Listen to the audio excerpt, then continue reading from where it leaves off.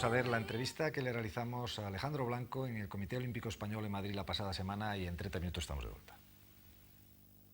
Alejandro, encantado de tenerte en el programa. Encantado de estar.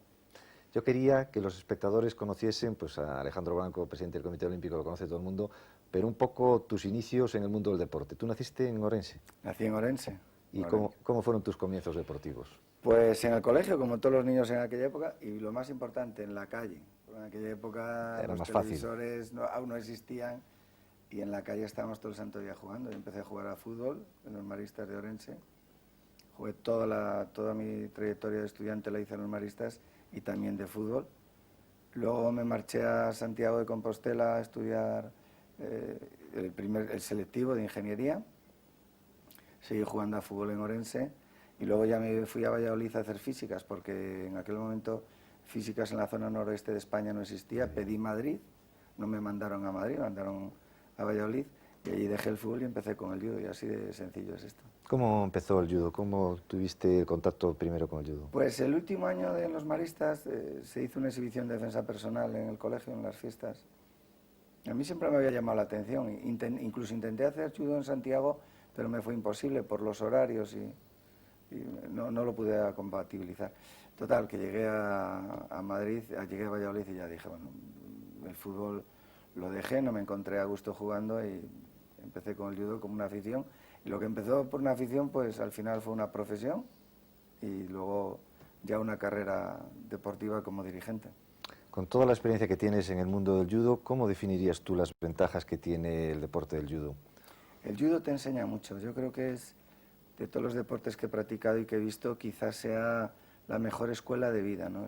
El judo te enseña una cosa que para mí es fundamental, que es el respeto. O sea, desde que entras en un tatami, el que más sabe hace con el que menos sabe, pero siempre le tiene que tratar con el máximo cariño, o sea, con el máximo respeto. El profesor es como algo venerable que está allí, que es el que te enseña. Los compañeros son más que compañeros. Es decir, el judo crea un ambiente diferente a la mayoría de los deportes. Y ese es el gran éxito del judo. Por eso todos los chicos, cuando vas a un colegio y pones varios deportes, el judo en edad escolar es el más practicado. Por eso precisamente. O sea, a los chicos les atrae ese misticismo, esa forma de entender el deporte y la vida. Luego ya más adelante ya es un deporte muy duro, en donde para destacar te exige demasiadas horas y no es un deporte fácil. ¿Destacó Alejandro Blanco como competidor o no? No, yo destaqué mucho más en fútbol que en judo, pero tiene su explicación. Pues yo empecé el judo a los 21 años y el judo, como todos los deportes, solo empiezas desde pequeño o luego el cuerpo ya está habituado a otros vicios. Y luego la propia vida te impide entrenar todo lo que tienes que entrenar, es decir, tú en judo, en todos los deportes hoy, ¿no? Eres bueno en la medida que puedes dedicar muchas horas. Entonces, si no, es imposible, es decir, hoy un campeón de España de judo no sale en menos de 4 o 5 horas diarias de entrenamiento. En aquella época eran 2 o 3, pero yo estudiaba, tenía una familia. Para mí el judo era un hobby en donde competía cuando podía y no competí muchos años. Pero estoy muy satisfecho de lo que he hecho en judo. Después montaste un gimnasio. Monté un gimnasio, me dediqué a la labor profesional, he tenido algunos campeones de España, he tenido a muchísima gente y ahí realmente la enseñanza ha sido, yo creo que más ha sido la enseñanza en mi vida que la faceta de dirigente deportivo. Porque con 16 años yo era un buen alumno de matemáticas, empecé a dar clases ya para ganarme la vida y no pedirle dinero a mis padres. Luego la carrera la saqué toda a base de trabajar y dar clases de matemáticas, posteriormente judo, y la enseñanza era lo que me gustaba. Y en el judo igual, he dado clases a muchos chicos jóvenes, a campeones, gente mayor, pero bueno, me atraía la enseñanza y quizá eso fuese lo que hacía que más o menos me fuese bien. Empezaste muy joven también a la labor de dirigente, ¿no? De directivo. Es que lo mío es muy complicado. Un día fui a dar una conferencia y me preguntaron, ¿qué hace un licenciado en Ciencias Físicas de presidente del Comité Olímpico Español? Y les decía, bueno, pues es que la verdad es que no lo sé. Pues yo decía, yo sacaba 10 en matemáticas, hice físicas. Yo decía, nunca vendré a Madrid, vine a Madrid. Yo decía, yo quiero ser jugador de fútbol, acabé en el judo. O sea, es que no me sale nada. De lo que pensaba al principio no me ha salido nada. Pero bueno, creo que los sueños es bonito tenerlos, pero luego la vida te va colocando. Estoy en el Comité Olímpico, estoy bien y esto. Empezaste en la Federación de Castilla y León, ¿no? Empecé en la Federación de Castilla y León. Había un problema entre los profesores y y me pidieron que dirigiese el colegio de profesores, y aquello que era, pues eso, algo muy sencillo, luego me llevó a la Federación de Castilla y León del 86 al 92, luego me llevó a la Federación Española del 93 al 2005, y luego la gente del deporte, las federaciones, pensaron que en esta casa tenía que venir gente del deporte real, de la calle, de la práctica deportiva, y aquí estoy. El impulso del judo a lo largo de esa trayectoria que mencionabas ha sido espectacular en España a nivel de resultados, ¿no? Yo creo que sí, yo creo que ha sido una etapa francamente muy difícil de repetir. Muy difícil de repetir. Para que te salgan resultados, yo creo que tienes que tener dos cosas. Una, tener a la gente, y luego tener suerte en que tu planificación y tu trabajo sea el correcto. Se juntó una generación de deportistas extraordinaria. Se hizo una labor extraordinaria para buscar los mejores deportistas, y durante unos años el judo español fue la primera potencia del mundo. Así de fácil, ¿no? Luego creo que ahora habrá que hacer otro cambio, habrá que hacer otra planificación, habrá que buscar otra gente y que salga otra vez otra generación de grandes deportistas que lleven al judo español otra vez a los primeros puestos. Tú, antes de llegar a la presidencia del Comité Olímpico, ya estabas dentro del Comité Olímpico y promoviste incluso pues acciones como crear la Confederación de Federaciones Olímpicas, ¿no? Sí, es que yo creo que quizá eso fue lo que hizo que los presidentes me trajesen aquí, ¿no? Es que creo que todas las federaciones, de la más grande a la más pequeña, el 99% de los problemas son los mismos, ¿no? Entonces era impensable el vivir como vivía el deporte español, cada uno por su lado, y que se reunían una vez al año, hola, hola y adiós. Entonces empezamos en Atlanta, en el año 96, a mantener unas reuniones periódicas una vez al mes. Vamos a hablar de tus problemas, cómo los solucionas, de mis problemas. Entonces la gente empezó a ver que el presidente de fútbol tenía los mismos problemas que el presidente de la federación más chiquitina. La diferencia era la magnitud del problema, no el problema, ¿no?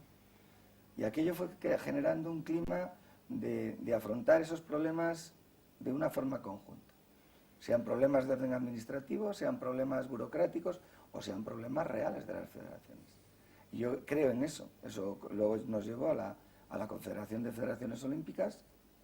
Tuve la gran suerte de que también me nombrasen presidente y a partir de ahí llegar aquí al Comité Olímpico Español. El hecho de que se hablase de Iñaki Urdangarín en una etapa daba a entender un poco con la continuidad del cargo de presidente del Comité Olímpico dentro de la aristocracia. Probablemente, pero bueno, el mundo del deporte dijo no. Es decir, yo creo que Iñaki Urdangarín yo siempre he pensado que Iñaki Urdangarín va a ser un presidente del Comité Olímpico Español, es decir, yo eso lo tengo claro, siempre que él quiere, evidentemente, ¿no?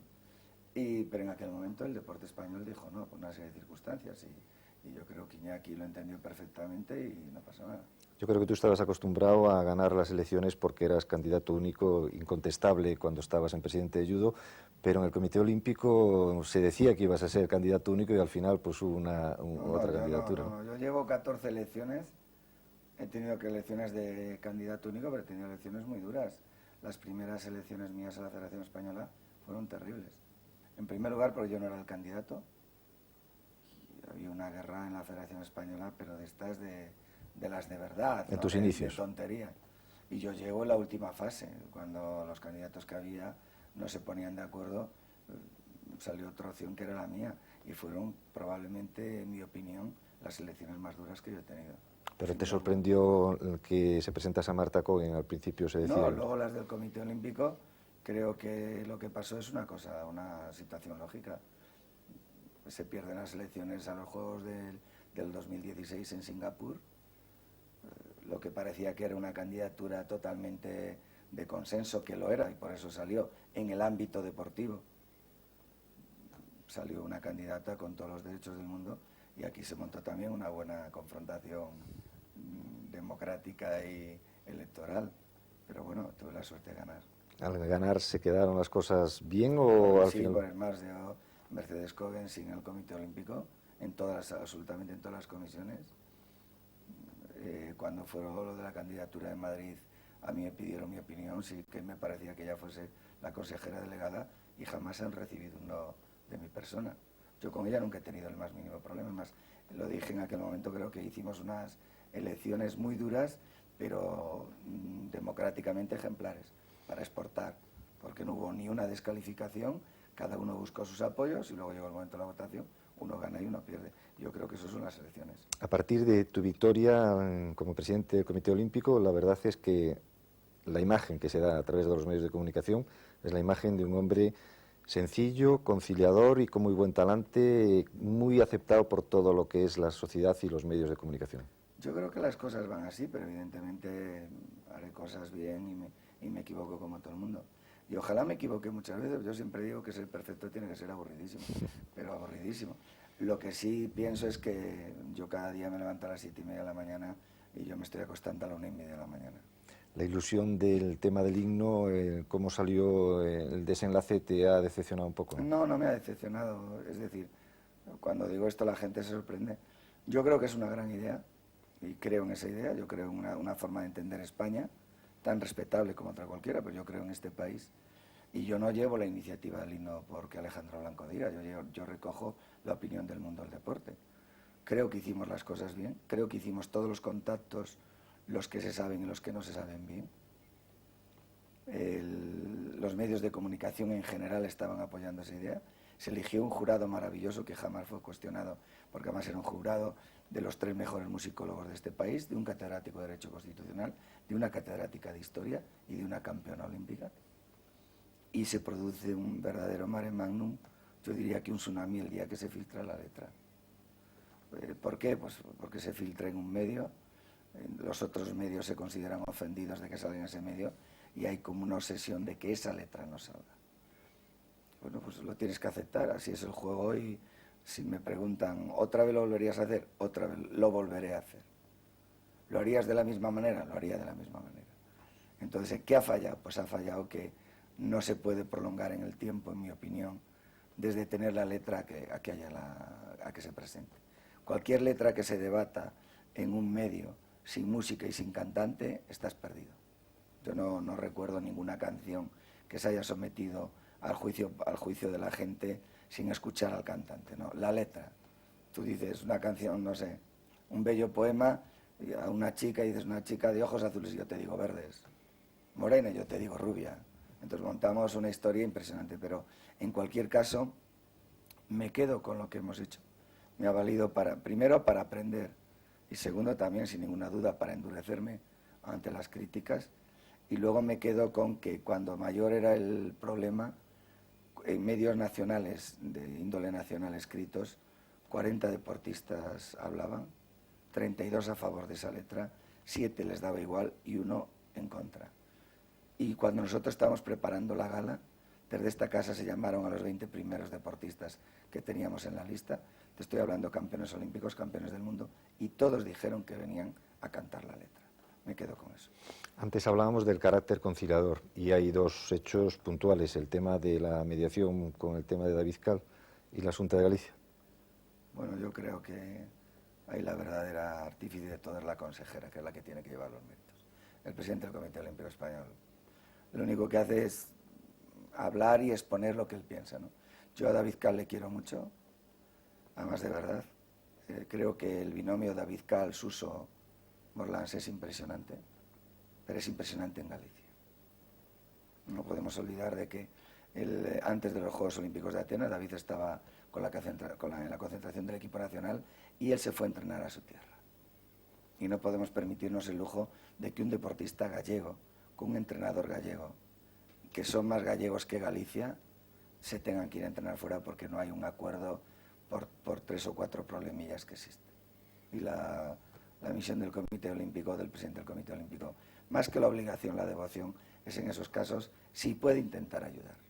Como podía, y la consejera, cuando yo tuve las conversaciones con ella y la reunión con ella, estaba totalmente dispuesto, tengo que decir que es ella el artífice de que eso se haya cumplido.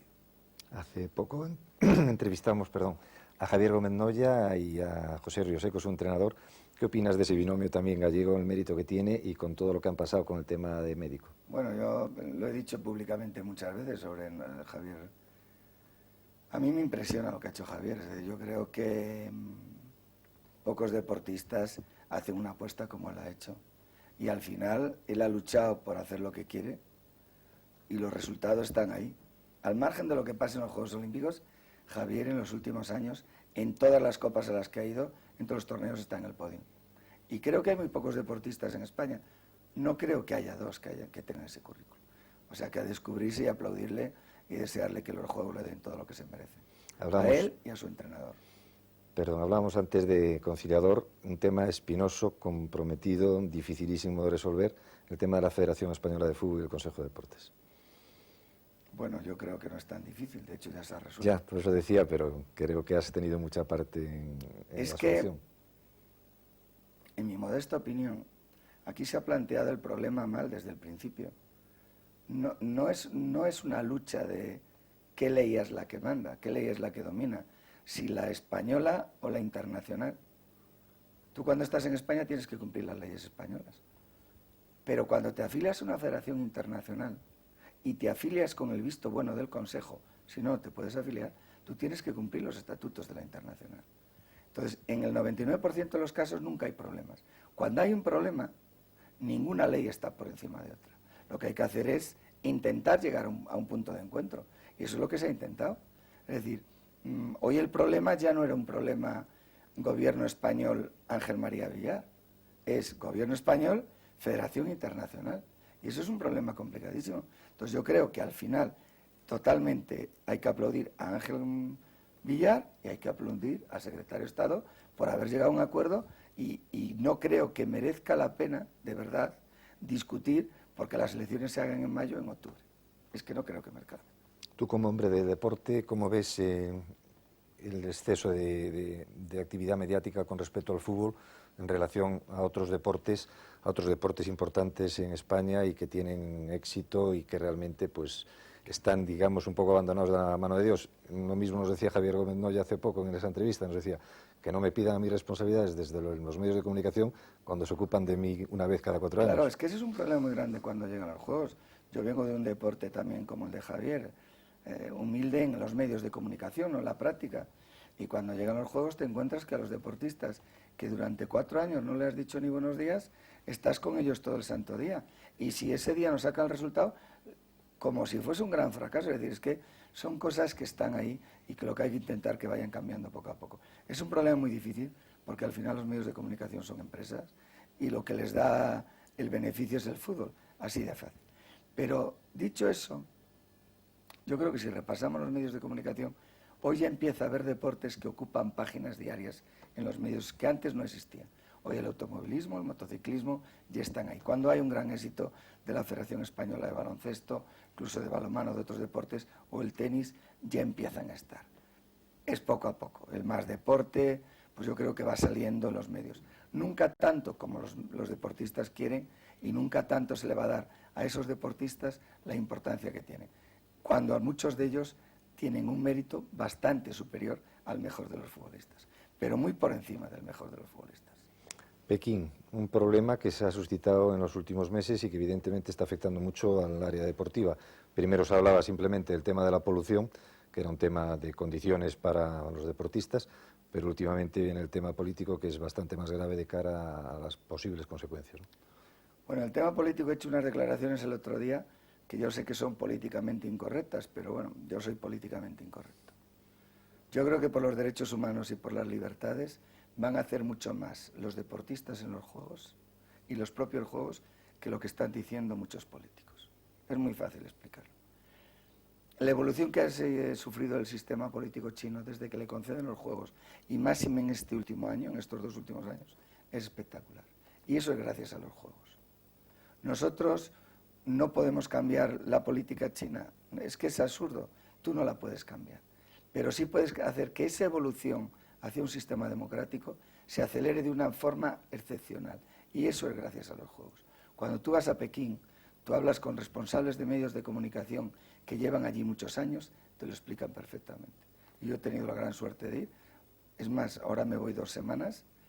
Hablo con responsables de medios de comunicación españoles que llevan allí muchos años y te lo explican de una manera clara.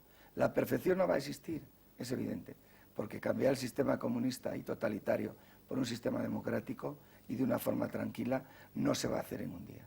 Pero sí es cierto que la evolución hacia ese sistema democrático se está acelerando. Cuando hablábamos antes de la valoración de los deportistas, había una pregunta que no quiero que se me olvide, que es el tema de cómo juzgas tú el que los medios de comunicación juzguen como un fracaso muchas veces un cuarto o un quinto puesto en unos Juegos Olímpicos por ese énfasis en las medallas. Una medalla es un héroe y el cuarto, el quinto es casi a veces pues una persona criticada. Bueno, algún comentarista periodístico de este país muy importante escribió hace poco un artículo que yo creo que, y además llevamos mucho tiempo en conversación con él, yo creo que es lo que yo pienso y es lo que hay que intentar explicar. Di una conferencia en Panticosa, que estaban los responsables de todos los medios de comunicación nacionales, y saqué la estadística de Atenas. Y explicaba que de cada 3 deportistas que fueron a Atenas, 1 estaba entre los 8 primeros del mundo. Entonces, si tú lo explicas en el mundo del deporte, la gente te habla de fracaso porque no tienes medalla cuando eres un cuarto o quinto del mundo. Entonces, lo sacamos del mundo del deporte. Y vamos al mundo de la medicina, al mundo del derecho, al mundo del periodismo. Y hacemos un campeonato del mundo. Y nos encontramos con que un médico del mundo quede en su especialidad el cuarto del mundo, o el quinto, o un periodista, o un abogado, un ingeniero, un arquitecto. Viviría de eso el médico, el abogado, el arquitecto, la familia, los descendientes, los segundos descendientes. Entonces, ¿por qué en el mundo del deporte les decimos que fracasan? Es imposible. Si tú vas a unos juegos y quedas entre los 8 primeros del mundo, ¿cómo vamos a decir que eso es un fracaso? En los Juegos Olímpicos de Atenas, España sacó 19 medallas. Eso es lo menos importante. Fue la 5ª delegación en número de clasificados. Eso sí es importante. Es decir, ya nadie va a los Juegos por invitación. Te tienes que clasificar. El 5º país es España. En número de diplomas y de medallas, entre los 8 primeros de cada 3 deportistas, 1. Eso es un fracaso. Luego nos quedamos con la superélite, que son los 19, perfecto, pero todo lo demás es tan importante. Yo creo que eso es lo que hay que explicarle a los deportistas y a la sociedad, ¿no? Y aplaudir a todos los que van, porque clasificarse para los Juegos es ya el no va más. ¿Cómo ves el momento actual del deporte español? Extraordinario. El año 2006 fue el mejor año en resultados deportivos de toda la historia. El 2007 ha sido también muy bueno y cada día los medios de comunicación escriben y habláis de los grandes éxitos del deporte español. Se acercan los Juegos es otra competición. Puede salir bien, puede salir mal, pero los éxitos están ahí. Nadie puede borrar los 4 años de trayectoria, ¿no? Tú has vivido la época universitaria anterior y el deporte. ¿Cómo ves el problema en España de la universidad y deporte, que yo entiendo que tiene bastante margen de mejora? Yo creo que no existe deporte universitario. Tiene todo el margen de mejora. Yo creo que hay universitarios que hacen deporte, pero no deporte universitario. Entonces yo creo que eso es una laguna que tenemos espectacular que hay que corregir. Pero desde abajo, pero sin ninguna duda, vamos. ¿El mundo paralímpico? Extraordinario, extraordinario. Yo creo que la labor que se hace aquí en los Paralímpicos es extraordinaria, que va mucho más allá de las 100 y pico medallas que van a sacar en los Juegos. Hoy la integración social que se está haciendo con los Paralímpicos a través del deporte es espectacular. Bueno, nosotros hemos hecho un anuncio que lo presentamos el día 5 de mayo, un anuncio de lucha contra el racismo y de integración social, con un chicle blanco y negro, ya te doy la primicia, y hemos cogido deportistas olímpicos y paralímpicos. Es espectacular lo que hacen los paralímpicos. Madrid, sede olímpica, ¿cómo ves tú ese futuro? Yo lo veo bien. Yo lo comparo siempre con los deportistas cuando van a los Juegos. Y digo que hay 2 clases de deportistas. El que por resultados no puede ganar, es imposible. Pero también hay el que puede ganar y también puede perder. Pues nadie te garantiza que tú vas a los Juegos y ganas, ¿no? Madrid tiene una candidatura ganadora, una candidatura excepcional. No dicho por nosotros, sino porque cuando fueron los Juegos del año 2012, la Comisión de Evaluación del Comité Olímpico Internacional la dio la primera puntuación en 5 parámetros y en el resultado global estaba 1/12 de París. Y luego ganó Londres. O sea, pero la candidatura es real, buena, muy buena, inmejorable. O sea, lo que se va a presentar para el 16, como mucho nos empate en candidatura, como mucho. Otra cosa es convencer a los miembros de de la Asamblea del Comité Olímpico. Y yo creo que ese es el gran trabajo que tiene que hacer la candidatura. Si es capaz de convencer a los miembros de que esta es la candidatura ideal para hacer unos Juegos, sin ninguna duda lo tendremos. 2012, de todas formas, en Londres también tiene el atractivo, ¿no?, de ver la organización de los ingleses después de la del 48 tan apresurada por el tema de la guerra, ¿no?, porque fue realmente unos Juegos muy apresurados por las circunstancias. Londres tiene todas las características para crear una gran expectativa a ver cómo son los Juegos, ¿no? Pero yo creo que lo va a hacer muy bien, porque bueno, el preparar unos Juegos para un país es lo máximo que te pueden dar. Yo creo que hoy te dicen, dime de cualquier índole qué organización tiene más repercusión que los Juegos, y no hay ninguna. Y para daros una idea a la gente que nos escucha y nos ve, en Atenas en 15 días entraron 5 millones de personas. Van a ver los Juegos aproximadamente del orden de 5.000 millones de personas. Yo creo que la organización de unos Juegos es lo más grande. Entonces, cualquier país que los tenga intentará hacerlo lo mejor posible. Londres hará unos grandes Juegos, sin duda. Antes hablamos de que España tiene un buen nivel deportivo a nivel mundial. ¿Está bien representado en las instituciones mundiales el deporte español? En las instituciones internacionales, sí. En el Comité Olímpico Internacional nos falta un poquito. Pero eso creo que es un trabajo hay que hacerlo día a día, no se puede pensar en llegar ahí el primer día y salir. Nosotros hemos tenido la época gloriosa con el mejor dirigente que ha habido en toda la historia del mundo, que es Juan Antonio Samaranch. Evidentemente, cuando lo deja Juan Antonio Samaranch, se produce un descenso, que ahora hay que volver a recuperar, y en eso estamos. Tú eres un hombre de iniciativas, eso está claro, de muchas ilusiones. ¿Cuáles a corto a medio plazo los objetivos de Alejandro Blanco? Cumplir todo lo que prometí cuando llegué aquí. Habíamos hecho un programa que lo dividíamos 6 meses, 12 meses, 1 año, 2 años, 3 años y 4 años. Y no quiero que nada de lo que hemos prometido se deje de cumplirse. Eso es lo que tengo que hacer, nada más. A nivel de judo, que se me pasó antes la pregunta, ¿cómo viviste el triunfo de Anton Jesing en los Juegos de Tokio? Bueno, yo no hacía judo, pero recuerdo un hombre muy grande que le ganó a los japoneses. Luego he tenido la gran suerte de conocerle haciendo judo, el de profesor y yo de alumno, en el Escorial. Estuve haciendo judo con él en 3 cursos y se estableció entre nosotros una amistad que va mucho más allá de lo normal. Hace poco he estado aquí en esta casa, sentado aquí, invitado por mí. Hablo mucho con él y me parece un hombre que en su momento rompió en el mundo del judo todos los cánones y que va mucho más allá de lo que la gente ve a Anton Jesing. Anton Jesing fue un adelantado a su tiempo. Es un hombre con unas ideas que ha tardado mucho el judo en entenderlas, pero que al final están hoy en el espíritu del judo. Optimista de cara a Pekín, por supuesto, con el deporte español, pero no de medallitis, ¿no? No, nunca hablo de medallas. Me hace la misma, ¿cuántas medallas? Pero vamos a ver, primero, al día de hoy hay clasificados 162 deportistas. Esperamos llevar del orden de los 300, o sea, fíjate si falta por recorrer. Nos queda en equipos hockey femenino, baloncesto femenino, balonmano masculino. Eso para empezar. Y luego nos quedan muchos deportes que nos están clasificando. Luego primero hay que ver cuántos se clasifican. Y luego algo que la gente nunca habla, hay que ver en qué estado de forma llegamos a Pekín.